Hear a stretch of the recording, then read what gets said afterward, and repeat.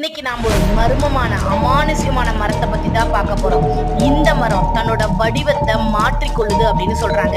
பல விலங்குகள் உருவங்களை தனக்குள்ள வச்சிருக்கிற ஒரு மரமாவும் இதை சொல்றாங்க. இந்த மரம் ஆந்திர மாநிலத்தில் நல்கொண்டா அப்படிங்கிற பகுதியில் இருக்கக்கூடிய ஒரு வனத்துல இருக்கிற மரம் அப்படின்னு சொல்றாங்க. இது இயற்கையா உருவான மரம் தான். ஆனா இதுல எப்படி விலங்குகளோட உருவம் வந்திருக்கு அப்படின்னு யாராலையும் இது வரைக்கும் சொல்ல முடியல. இந்த மரம் பெரிய அளவுல நல்லா பறந்து விரிஞ்சு காணப்படுது. இந்த மரத்துல ஒரு அனகொண்டா உருவம் இருக்கு. அந்த அனகொண்டா உருவத்தை பார்க்கறதுக்கு அப்படியே நேர்ல அச்சசல் அனகொண்டா இருக்கிற மாதிரியான ஒரு காட்சி தருது அப்படின்னு சொல்றாங்க.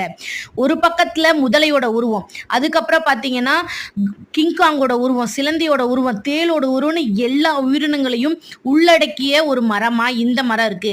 அடர்ந்த காடுல இந்த மரம் இருக்கிறதுனால இரவு நேரங்களில் இந்த மரத்துக்கிட்ட போகவே எல்லாரும் பயப்படுறதாவும் சொல்றாங்க. இந்த மரத்துக்கு நீங்க நைட்ல போனீங்கன்னா உங்களோட ஃபீலிங்ஸ் எப்படி இருக்குன்னு சொல்லிட்டு நம்மளோட